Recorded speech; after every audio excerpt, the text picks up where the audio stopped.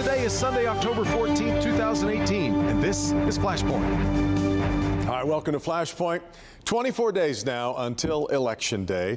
In Michigan, the polls in both the big races for governor and Senate have shown us big leads that you had to expect would tighten as we got closer to actually voting. But races all over the country have tightened considerably in the past 2 weeks, and Michigan is no exception. A new poll out this past week now shows Gretchen Whitmer with a 7.5-point lead over Bill Schuette. That's closer than it's been. And it shows incumbent Debbie Stabenow with a 9-point lead over John James for the Senate. 9 is a lot, but that is quite a bit closer than a month ago. So what is happening? Well, those Brett Kavanaugh hearings might have been expected to energize the losing side, but they've also energized the winning side. We're going to talk about that a little later on this morning. But we're going to start with Proposal 2. The overall Michigan vote seems to be split pretty evenly between Republicans and Democrats, and yet the Michigan congressional delegation isn't half and half. It's 2/3 Republican. Now, does that point to gerrymandering? The designers of Proposal 2 say yes, and they want a panel of randomly selected everyday folks to decide how the districts are drawn and keep partisan lawmakers out of it. Is that the right way forward? It's up first today on Flashpoint.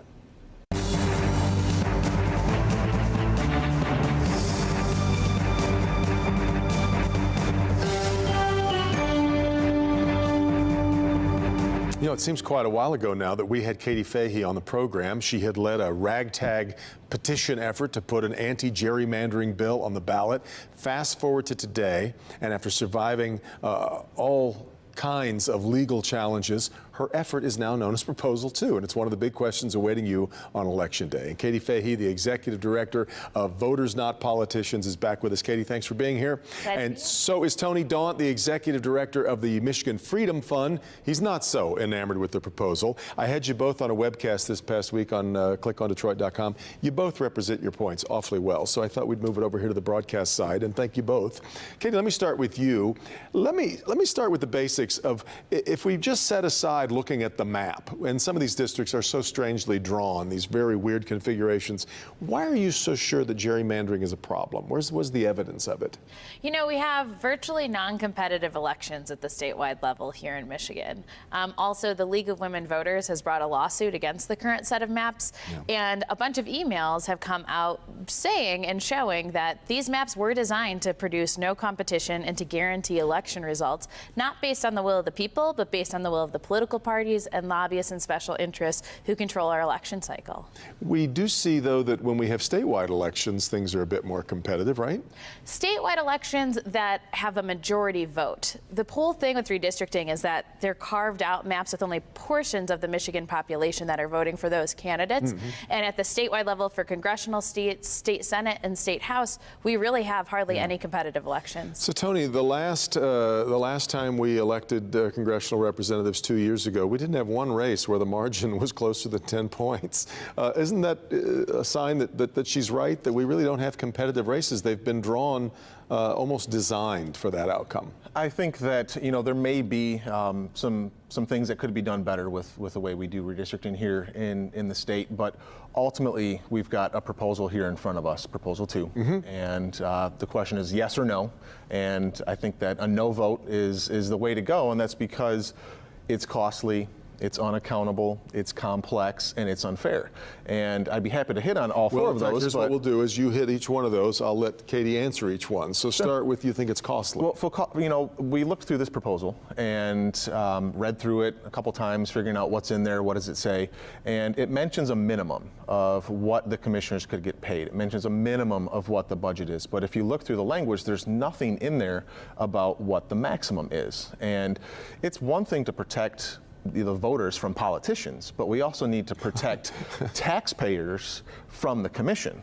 And I think that's an important, it was either a mistake or it was drawn deliberately that way. Katie, this would almost work like jury duty in a way. You would be selected at random to be a part of this process, but it could take a while, and so I guess you want to make sure that people are paid, but is it is it too wide open? So right now we currently pay for redistricting. So we'll be eliminating that cost and moving it to this commission. When we do the math, we see it's about 11 cents a taxpayer once every 10 years when these lines are redrawn, which is returning one pop can and a penny. So like saying a pop can and a penny for this. We right now, though, cannot have a system that is worse. It's done behind closed doors. We don't actually know the full costs that are used because we can't use the Freedom of Information Act to ask for that amount from our legislators. And what it has led to is unaccountable elected representatives. The one thing in democracy we should be able to depend on is our vote actually mattering. And in some ways, it's really stacked up where you need some people's votes mean more and some people's votes mean less. So that price to actually have fair, impartial, and transparent elections again here in Michigan is pretty small. The fairness issue of this, Tony, I think the point that we made the other night was we wouldn't let one team umpire a baseball game over the other, and that's kind of what happens in this sort of smoke-filled room idea. We wouldn't let one team umpire, but we also wouldn't pull 13 random people out of the crowd to umpire the game either. And so I think, you're trading one potential problem for another. And Katie mentioned the accountability aspect. Sure. And the people on this commission would be accountable to nobody except themselves. It's 13 people randomly selected from a pool. Isn't that kind of how a jury works, really, in a way? I mean, perhaps, but this proposal is taking the ability to hold people accountable for the lines. It's taking it completely out of our hands. At least with the legislature, at least with the governor, we have the ability to vote them in or out of office. And with these people, regardless of whether or not they show up to meetings, whether they commit a crime, they can't be removed unless people on the commission remove them. Yeah, I suppose there's a question to be asked that if you just happened to the people that you drew just sort of wildcatted their way through a crazy redrawing of districts, we'd be stuck with it.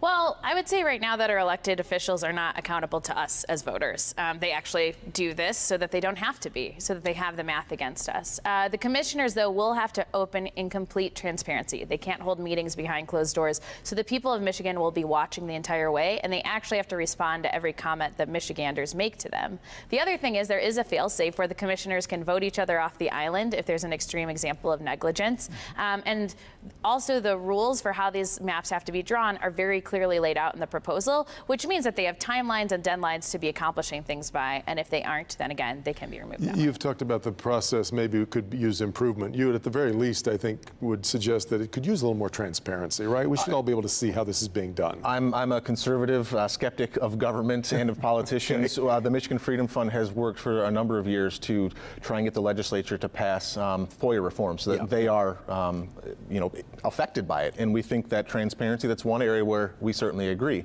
But this sunshine is the best disinfectant. Absolutely. Yes. But this proposal, it has that and 3,200 words of other bad things. We'll move to your next layer of problems with it.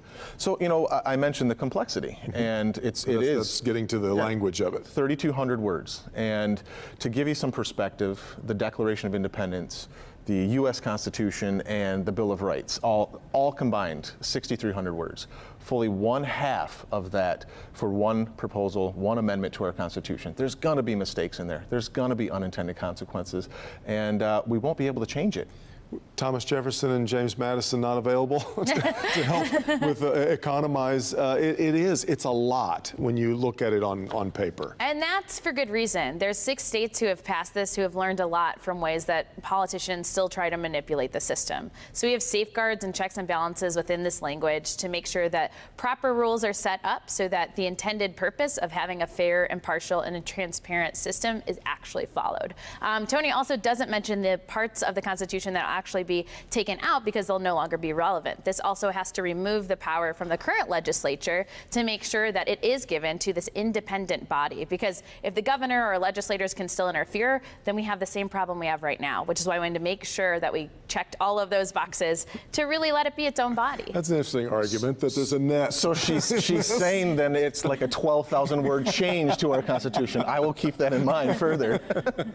Your final concern. The unfairness, and this seeks to put voters over politicians. And I think in theory, that's a laudable goal. Whoa, yes. I mean, you're not going to say that it should be the other way. We want politicians favored over voters. No, absolutely not. I'm not sure you get far with that argument. No, I would probably have to be looking for other work if I was to say that. But ultimately, it purports to, it claims that there's going to get more people involved. Well, what they don't tell you is that the folks who are prohibited from this, you know, it's in the language, but you got to dig for it. And if you are involved at the local level, if you are a precinct delegate, if you are a township trustee, if you serve on the local executive committee of your political party, Republican or Democrat, you are prohibited from participating in this process, from serving on this commission. And that, I think, is wrong. These people are already civically engaged, and we're punishing them. But that's not even the most egregious part. The worst part is that your family members are prohibited, your parents, your children, your spouse, step-parents, stepchildren. I think that that is a kind of a silly way to get more people involved, is to exclude hundreds of thousands of them. It's interesting, Katie, because I think a lot of politicians believe that the profession of politics has sort of been really fallen into a terrible reputation over the years, but that there really is something to being a professional and understanding how legislation moves, how to work with the other side, how to, I mean, is there any you give any credit at all or credence at all to this idea that we've left the professionals out of it? You know, I don't see a lot of politicians reaching across the aisle right now, and I don't think the people of Michigan do either. I think that unfortunately, because these rules of the game are currently corrupted, because there's a huge conflict of interest of, if I'm a politician, being able to choose who my voters are and whether I like the way you vote or don't. I think because of that unchecked power, we're dealing with an inefficient government. And this body really is to try and take that conflict of interest out, which does include a wider group of people. But the only people who make those decisions right now are the currently elected politicians, as well as the political parties. Yeah. I know, I have to believe that when you started this, I'm not sure you expected you'd be sitting here today. Is there anything that you have learned as you've gone through this that you thought, well, we could have done this better, or has anybody brought something to your attention that you kind of say, well, you know, that's a pretty fair point? You know, honestly, I think we did this with a lot of integrity. It started from a Facebook post, and it's only been possible because thousands of people, actually over 14,000 people, have stepped up to either, you know, donate or be involved. And we went out to the people of Michigan and asked their opinions. We held 33 town halls in 33 days saying, what do you think is fair? Do you like that politicians do that? If not, who should? And the fact that we took all that into account and that's what drove our policy makes me feel like the people of Michigan will want this at the end of the day. You know, Tony, one of the out of the Flashpoint Book of Knowledge, one of the laws of politics is that politicians almost never give up power. And we've watched, shocking, isn't it? And we watched this thing have to survive all these legal challenges, which I think to people like Katie and her comrades felt very much like just watching the death grip of power, trying to hang on to this really important piece of this. And that, to go back to your joke about favoring voters over politicians, that we don't want to favor politicians over voters. Absolutely. And related to the court cases, for instance, my mom was a plaintiff on that court case because of the unfairness, because she, you know, the most political thing she's done is, you know, as you said previously, she gave birth to me. And for her to be excluded is really unfair. And we wouldn't accept that kind of discrimination based on age or ethnicity or things like that. We shouldn't accept it on that. So it wasn't just, you know, politicians holding on. It was people who are offended by being excluded based on their relatives. Then if you could change the way that we draw districts in a way that, because you allowed that with your very first comment, that it's probably imperfect, how would we do it, given that the people who are doing it right now want to keep it that way? Well, we'd start by voting no on Proposal 2, and then we would come back at it next year. You know, there are a few states who do things with the commission. One that may be worth looking at is Iowa. They have a model that allows the nonpartisans that write the bills, the lawyers, to put something together, and then the legislature votes up or down on it. And that at least keeps the accountability with the people we elect and send to do those jobs. You're swayed by the Iowa way? I'm not, but we did learn from Iowa and took that into account. So, yeah. And Tony, your mom can attend the public meetings. I'll let her know. Thank you both. As I said, I think you're both terrific spokespeople for your points of view. Thanks very much for being here. We'll see what happens here 24 days from now. We'll talk about the latest polls in the midterm elections right after this. This is Flashpoint on Local 4.